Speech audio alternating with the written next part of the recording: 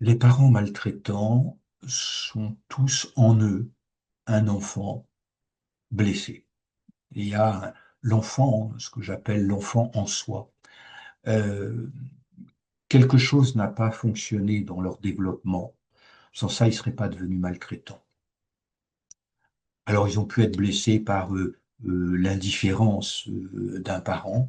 Euh, Très souvent, c'est plutôt le papa, mais j'ai connu aussi des situations dans lesquelles c'était la maman qui partait alors que l'enfant a 2 mois, 3 mois, 4 mois, ou 2 ans ou 3 ans, et puis on n'en entend plus parler, et puis on n'en veut pas de cet enfant, il ou elle n'en veut pas de cet enfant, et c'est une blessure d'avoir été abandonné comme ça.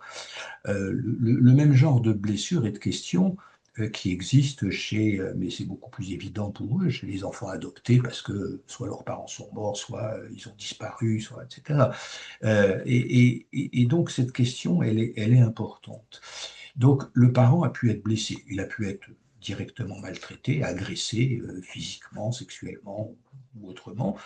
Et puis il a grandi, il a fait sa vie, et nous avons beaucoup de mal à penser que le parent qui maltraite son enfant, qui le nourrit pas bien, ou le prive de nourriture, qui le bat pour n'importe quelle raison, qui passe son temps à l'humilier, euh, ne s'adresse pas seulement à son enfant, mais aussi à l'enfant qu'il a en lui-même, euh, et qui n'a jamais été réparé. Quand on voit quelqu'un qui fait ce genre de choses, un adulte, quel que soit son âge, qui fait ce genre de choses, euh, je ne sais pas vous, mais moi, la question que je me pose, c'est qu'est-ce qu'on a bien pu lui faire à cette personne pour qu'il se comporte comme ça? Qu'est-ce qu'il a bien pu lui faire C'est très frappant, parfois les gens se comportent mieux avec leur chien ou leur chat qu'avec leur enfant. Qu'est-ce qu'on a bien pu leur faire pour qu'ils haïssent à ce point un petit être humain dont on peut penser qu'ils l'ont plus ou moins désiré quand même, puisqu'il est là, et puisque c'est leur enfant. Et ce qu'on a pu leur faire quand ils étaient enfants. Alors il faut s'adresser à cet enfant qui est en eux. Pour vous en citer un exemple, je l'ai fait un jour, première fois tout à fait évidemment par hasard. J'étais en face d'une maman qui refusait de donner son enfant au père parce qu'ils étaient séparés, etc. Et elle lui faisait du mal en lui faisant ça, mais elle n'arrivait pas à le comprendre. Et je lui dis, mais imaginez, madame, que vos parents, qui, si je comprends bien, ont à peu près la cinquantaine, se séparent demain. Vous allez faire comment? Comment vous allez aller les voir l'un et l'autre? Est-ce que vous accepterez que votre père dise je te vois plus si tu vas pas encore voir ta mère? Et j'ai vu cette dame se mettre à pleurer.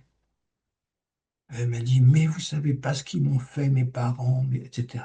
J'avais touché en faisant la comparaison de ce qu'elle lui faisait à son enfant, ce qu'on lui avait fait en tant qu'enfant. Alors, j'ai après beaucoup utilisé cette question-là par rapport à des parents qui maltraitent l'enfant parce qu'ils sont séparés. C'est une des figures, hélas, très courantes de la haine envers un enfant que de le maltraiter parce qu'on est séparés et qu'on voit en lui le représentant de l'autre. Mais très souvent, on fait ça parce qu'on a soi-même été un enfant blessé par ses propres parents pour à peu près ces mêmes raisons. Et il faut réussir à y toucher. Alors, les gens qui se sont mis à pleurer parce que je leur ai dit ça, il y en a eu beaucoup après, parce que brusquement, ça m'est apparu comme une évidence que il y avait un enfant dans le parent et que c'est cet enfant-là qui trépignait, qui rageait contre l'enfant qu'ils avaient eu et qui ne supportaient pas l'image que cet enfant leur renvoyait. Euh, le- la question de l'enfant dans le parent est une question aussi essentielle que la question du transgénérationnel, parce que euh, c'est un peu la même question, c'est-à-dire qu'est-ce qui s'est passé dans les générations précédentes pour que ce parent devienne comme ça? Qu'est-ce qu'on lui a fait à ce parent-là pour que, après avoir voulu un enfant, parfois deux, trois, il ne les traite pas bien, il les maltraite. Eh bien, euh, probablement parce que c'est toujours l'enfant en eux qui essaye d'obtenir du parent ce qu'ils n'ont pas obtenu, d'obtenir la sécurité affective qu'ils n'ont pas obtenue. Et leur enfant leur renvoie cette image-là. Alors, ils n'arrivent pas à le sécuriser, donc on a des attachements insécures, des attachements très très ambivalents à l'enfant.